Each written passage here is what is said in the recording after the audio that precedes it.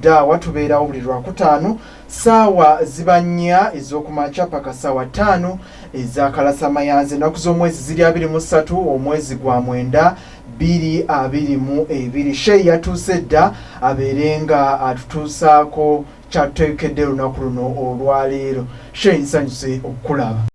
Nsaba obuuze ku awuliriza 95 akasirisa 3 Fama Extra Radio. Assalamu alaikum wa rahmatullahi wa barakatuh. Wa alaikum salam wa rahmatullahi wa barakatuh. Amanya n'eddoboozi. Nze Muniru Kabaalo Kasozi. Nsebo. Sanyusa okuwuliza yenna mpulira. Okubeera nga mukubiriza nti ebbanga lyonna. Tubeere nga tuwuliza leediyo yaffe Nganzi. Mu mbeera ennungi. Kale tuli ku 95 akasirisa 3 Fama Extra Radio program Dawa nze Fiiki tutandise era nga kye tugenda okutunulira olunaku luno olwaleero kigenda kubeera nga kikwatagana ne wudhu. Alhamdulillah. Wala akibatu lilmuttaqin wala udwana illa ala dhalimin. Summa salatu wassalam على رسول الله صلى الله عليه وسلم وعلى آله وأصحابه أجمعين. أوصي نفسي وإياكم بتقوى الله عز وجل كما قال الله سبحانه وتعالى في محكم تنزيل يا أيها الذين آمنوا اتقوا الله حق تقاته ولا تموتن إلا وأنتم مسلمون. سوسكتندزو اشتبع الله سبحانه وتعالى neza kwa kumbaka fe Muhammadin sallallahu alayhi wa sallama neza ko okutira omwoyo gwange n'emyoyo gyammwe mwenna abampuliriza okubeera nga tutya Allah subhanahu wa ta'ala mu mbeera zonna ayina n'enjagaliza buli afunye ekirungi mu mbeera gy'olimu ate n'oyo afunye ekibi saba Allah kikuggyemu. Saba Allah fenna tugerere birungi atatutaase bibi. Alhamdulillah tugenda kulaba ebirungi ebiri mu kufuna wuzu. Nyongera okubiriza mu mbeera yonna Allah gyakutuusizaamu okubeera ng'otya Allah subhanahu wa ta'ala. Era nyongera okubiriza abazadde mwenna asobodde okuzzaayo omwana kyebalize Allah subhanahu wa ta'ala. Noyo Allah gwakyageredde nga tonnamuzzaayo teweekubagiza wabula tusabe nnyo Allah nawe akuwa obusobozi obuzzaayo omwana. Tubeere nga tulwana okulaba nga buli omu akola kyakoze mu mbeera ey'enjawulo subhana. Tugenda laba hadithi ez'enjawulo. Hadithi gye tugenda okusooka nayo hadithi eva ku Uthman ibn Affan atugamba nti radiyallahu anhu Allah yabeera nga yasiima kuyaga nti kaala yagamba nti kaala rasulullahi sallallahu alayhi wa sallama nabi Muhammadin sallallahu alayhi wa sallama yabeera nga nti man tawaddaa fa ahsana alwudu'a oyenna afuna wuzu n'agirongoosa fa ahsana n'abeera nga alongooza wuzu eyo amakulu nanyikiza ebiyungo nafunanga yegendereza nafunanga mbutuufu amanyi nti afuna wuzu.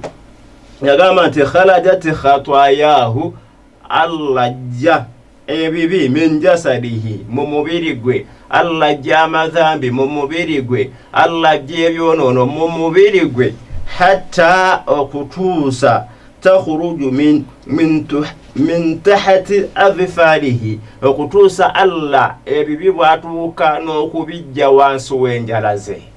Muganda wange ampuliriza mukulu wange muto wange hadithi eyo gyeteekeko olaba eva ku Uthman radiyallahu anhu yagaa nti singa omuntu alongoosa wuzu ye wuzu etandikira mu istija etandikira mu kaabuyonjo mu kusitanja nojja n'ofuna wuzu n'osoma bismillah bw'omala okusoma bismillah nozzaako okola ki okufuna wuzu. Muganda wange ampuliriza awo nno Allah akujja amadhambi mu mubiri gwo ne gatuuka n'okubeera nga gava mu njala zo. naye kye njagala okubuuza Sheikh ku nsonga eyo yennyini nti hadithi bwe badde etandika tulabye nti Nabi Muhammad sallallahu alaihi wasallama atugamba nti gwe wenna afuna wudhu nonyikiza kwega n'ogifuna mu butuufu bwayo kati awuliriza yandyagadde okumanya wudhu eno efunibwa etya mu butuufu bwayo era nabbi yali ategeeza ki nti okunyikiza olunaku lumu Uthmani radhiyallahu anhu yagamba nti araaitu rasulullahi sallallahu alayhi wasallama nalaba omubaka Muhammadin sallallahu alayhi wasallama tawaddaa mithla wudhu'i hadha ng'afuna wuzu ng'eno gyennyini nange gyenfunye thumma kala oluvannyuma n'agamba nti man tawaddaa hakadha oyenna afuna wuzu nga gyenfunye gye yalaba omutume Muhammadin sallallahu alayhi wasallama ng'agifuna yagamba nti ugufira lahu ma takaddama min dhanbihi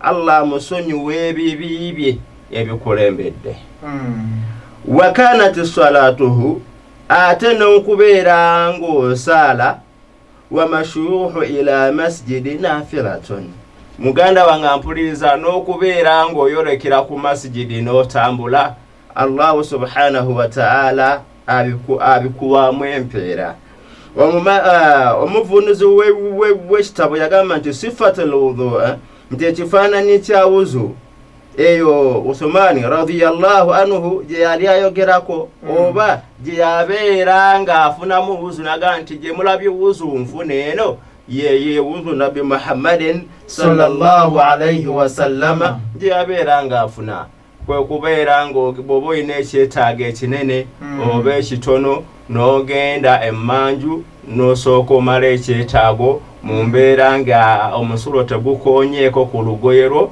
n'oweetukuza bulungi mbw'okomawo n'osoma bisimillah ng'otandika okufuna wuzu ng'omala osoma bisimillah n'onaaba engalo emirundi 3 olumala wuzu gye tumanyi obulungi buli omu gy'amanyi obulungi n'onaaba engalo n'oyisa mu kamwa n'onaaba feesi n'ozzaako omukono ogwa ddyo n'ozzaako ogwa kkono n'oyisa mu nviiri n'onaaba ddyo n'osembyayo kkono bw'omala okusembyayo kkono n'osoma edduwa naye eriko hadithi nyingi hadithi evaku an Umar bin al-Khattabi radiyallahu anhu anna nabiyya sallallahu alayhi wasallama kala yagamba nti ma minkum min ahadi yatawaddaa omu mummwe bw'afuna wuzu n'afuna ebiyungo bye n'abibunyisa amazzi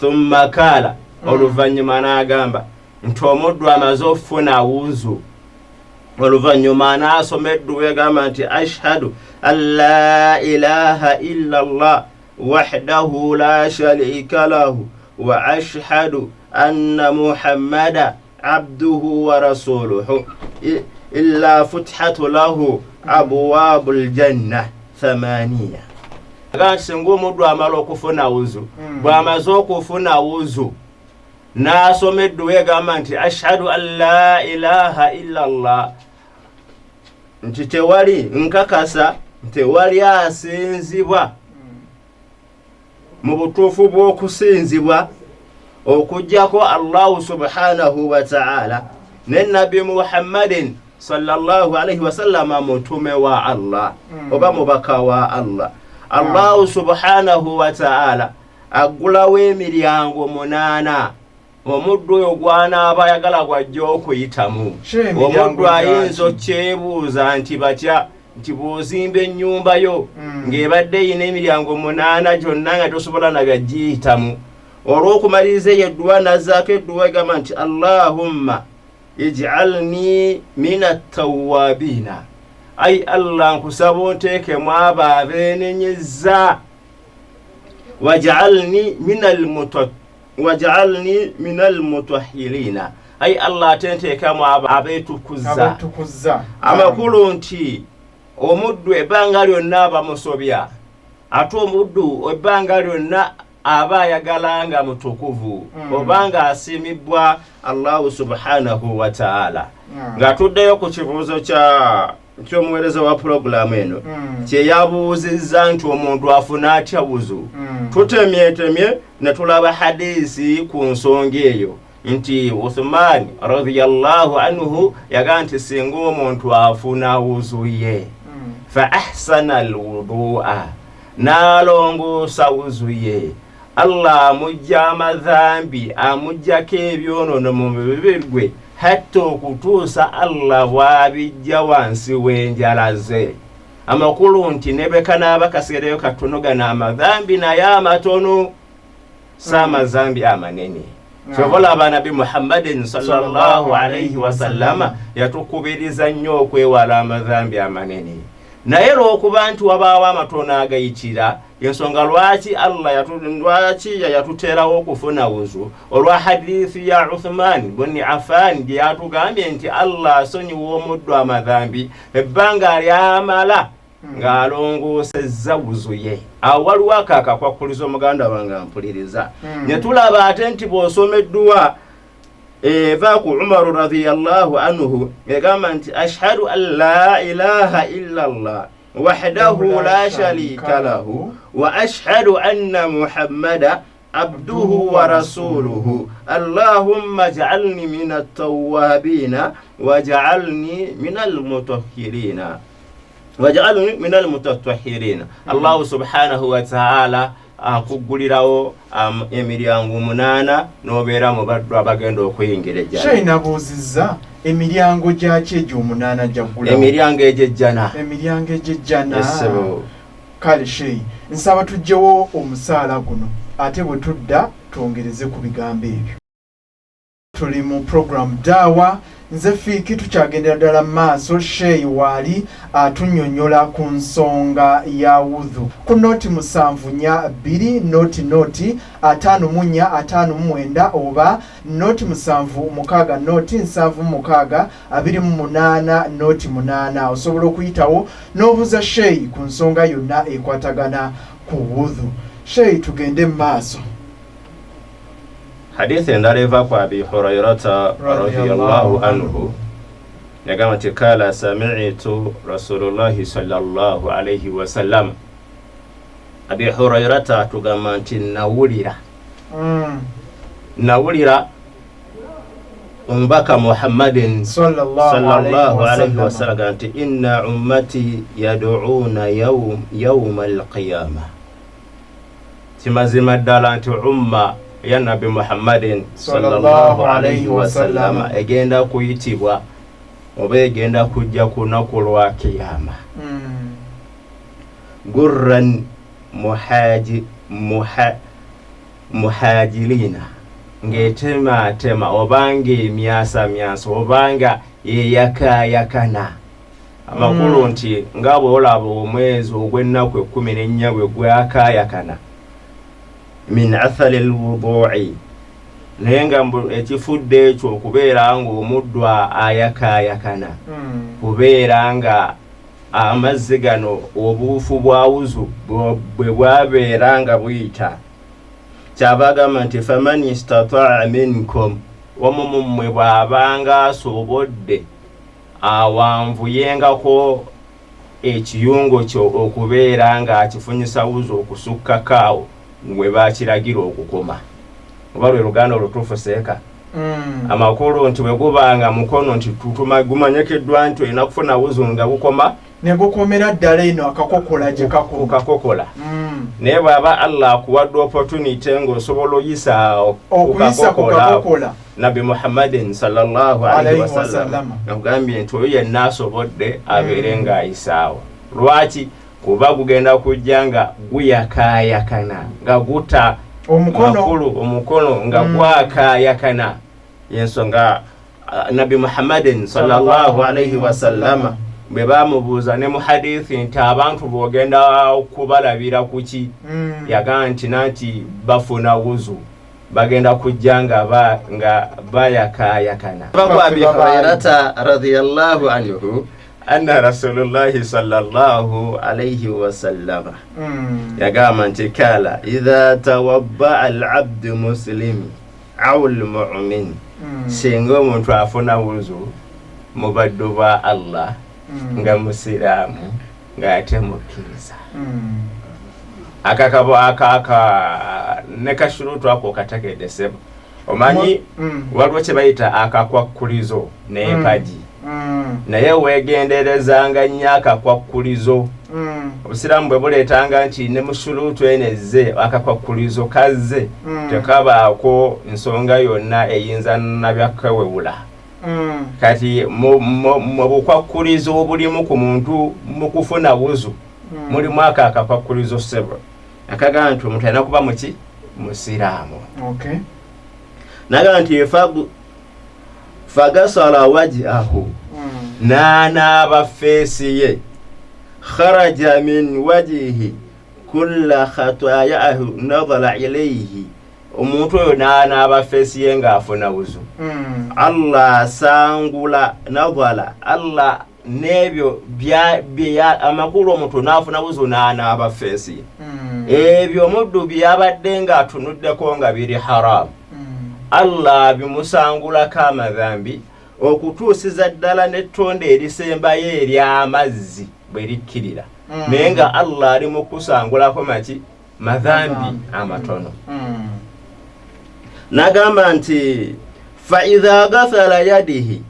singa omuntu anaabe emikono gye kharaja min yadihi Allah amusangulako ekyo kyeyabadde ng'akutteko nga kya haramu amadhambi g'amatono okutono okutuusa ettondo liri erisembayo okuva ku mikono gyo nga Allah akusangulako busanguzi madhambi naye amadhambi amatono manyinaza mpuliriza muganda wange ampuliriza twewala amazambi amanene yagamba nti fa idha gathala ate bwatuuka okunaaba amagulu ge era Allah akola ekintu kyekimu Allah amusangulako amadhambi ge yabadde nga atambulira ge yabadde nga mu mbeera zonna ng'okozesa magulu go okutuusa liri ettonde erisembayo hatta okutuusa bw'atambula nga mutuufu Allah musonyiye amadhambi g'amatono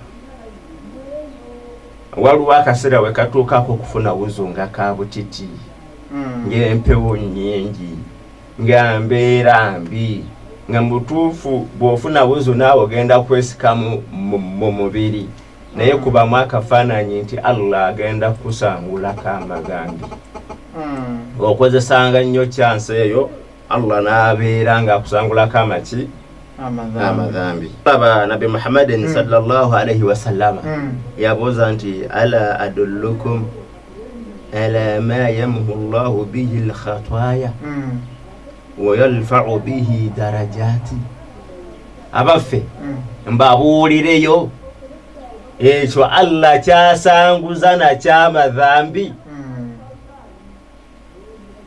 Shafiki Allah kyajja naky'abantu amadhambi n'agabajjako mbabuulireyo natukana ogamba nti wayalfa'u bihi darajati nembasitula n'amadaala n'ova ku ddaala ly'oliko Allah n'akwongeza ki eddaala ly'oyaayaanira okutuukako nabbi abuuza nti ala adullukum mbabuulireyo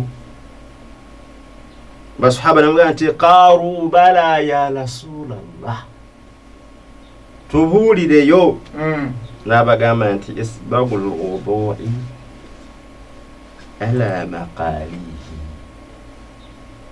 muyitiriza okufuna wuzu neweebeera mbeera nga ya butiti n'agamba nti wa kathratul khattu ila masjidi n'okuyitiriza okubeera nga tugenda ku maki mu muzikiti n'agamba nti watanziru salatu ba'da salatihi n'okubeera nga tulinda eswala ku swala ekola ki eddako naam fadhalikum rabitu nabbi n'agamba nnono okwo kwe kutabakana kwe kufungiza na fadhalikum ribatu aho konno kwe kolaki kwe kutabakana kwe kufungiza kwe kulwana okulaba nga omuntu afuna buzu nebeera mbeera yabuki yabutiti nekyenjagadde mu hadithi eno era buli omu nga kyekimuyayanya wayalfau bihi darajati Allah nakulinyisa amadaala bwe kiba kitiba nga kyekikusumbuwa Allah nakikuwa bwe guba mulimu nga gwe gukusumbuwa Allah nakuwa omulimu ogusingawo ebbeeyi bwe zibanga sente awo Allah nakakamukama awakuleki akongeza omusaala kati nze naawe bw'abanga mukyala ate Allah nampasingayo obulungi nakuwa ayina kimu kyenjagala. Amina. Bwe kibanga kyekirooto kyo ebirungi ebiri mu kufuna wudhu tubirabye. Yes sir. Naye wudhu eno mmaze okugifuna buli kimu kituukiriza ekyetaagisa. Dirwe nfuna wudhu njifuna ngenda kukola ki? Oba ne bwe njifuna bufunyi kuba kati ebirungi mbifunye njagala okuyita mu miryango 8 ejjana n'ebirala by'otubulidde. Njagala okujja ku lunaku lwa mukiramu nga njakaya kananzenna buli wenjagalira nfune wudhu. Abatusooka abalongoofu buli wuzu bwe yabeeranga emugwako yabeeranga afuna wuzu kuba shayatin tezisumbuwa muntu afunye ki afunye wuzu. Omusajja gwe bayogerako Allah bwe yabeeranga awejjana mu bimu mu byo Allah mwe yabeeranga amwejjana ng'akyali ku dunya kwali kufuna wuzu bwe yamalanga okufuna wuzu ng'asalayo lwakabiri olw'ekyengeri ekyo Allah kyakoze eki kyamutuusizaako. Tusigaze eddakiika 4 okuba nga tufundikira enteekateeka eno. Sheyireeta hadithi eyo tumalirize. Hadithi eva kwani Uthman ibn Affan radiyallahu anhu qaala ya hadithi nga tukijja sahaba yali khalifa Uthman ibn Affan agamba nti sami'tu Rasulullahi sallallahu alayhi wa sallam yaqulu yawulira omubaka wa Allah nga agamba man salla al-isha fi jama'ati wa yanna sala ya isha mujama فكأنما قام نصف ليل abanga asadde ekitundutundu kyekiro. Nagamba nti waman salla subuhi fi jamaati ate oyo yenna asaala eswala ya subuhi mu jama fakaannama salla layla kullahu abanga asadde ekiro kiramba. Mulimu bintu bibiri oyo yenna asaala eswala ya isha mu jama Allah mubalanga asadde ekitundutundu kyekiro n'oyo asadde eswala ya subuhi mu jama Allah mubalanga asadde ekiro kiramba. Majinaze wange mpuliriza muganda wange mpuliriza eswala y'omusajja yenna ya muzikiti wensalire wakati nti eswala yekubalako ng'ate oli mu jama mb'ogimiisinga kuba mwakafaananyi ako nti oba omiisinze ekitundutundu kyekiro oba oba omiisinze ekiro kiramba Allah kyakubala ng'osadde. Mpuliriza ebyenfuna si birungi naye tukozese nnyo obudde obw'ekiro n'obwa salatu duha okubeera nga tukozesa akaseera ako okulanjaganira Allah subhanahu wa ta'ala. Nja kukubiriza omuzadde yenna obutuufu okulaba ng'osabirako ku baana bo. Olaba abaasooka baasabanga edduwa gamba nti rabbana hablana min azwajina wa dhurriyatina qurrata a'yun waj'alna lilmuttaqina imama. Ayi Allah kusaba olulyo olwange lwonna olufuula olukutya abaana bange bakyala bange waj'alna lilmuttaqina imama. Kiba kitegeeza nti omwana omulongoofu bamusaba Allah subhanahu wa ta'ala. Saba Allah subhanahu wa ta'ala buli alina obwetaavu abeere nga bumumalira. Allahumma amin. Ate nsaba Allah buli gwagabiridde abeere nga amukuumira ekyengero ekyo. saba Allah ayingire mu nsonga zaffe ebbanga lyonna atutaase ng'okulemererwa saba Allah ayisizenga ku mikono gyaffe okumala obwetaavu bwaffe Allah waba atutuusizaako. Allahumma amin. Shehe amanya kitibwa Muniru Kabaalu Kasozi pangalira Masaka mu tawuni inawawe edduuka eritunda sukaali muceere erisuubuza byonna ku kizimbe ky'Amagoba. Akalango kayisizaawo. Enamba yange eri 0705 sebo 47 18 12. Namba yange eri 0705 47 18 12. Toyanza nnyo toyanzigishe okutufisizaawo akadde ate abasiraamu n'obayigiriza ku nsonga ezikwatagana ku wudhu naddala ebirungi bye bafuna mu wudhu.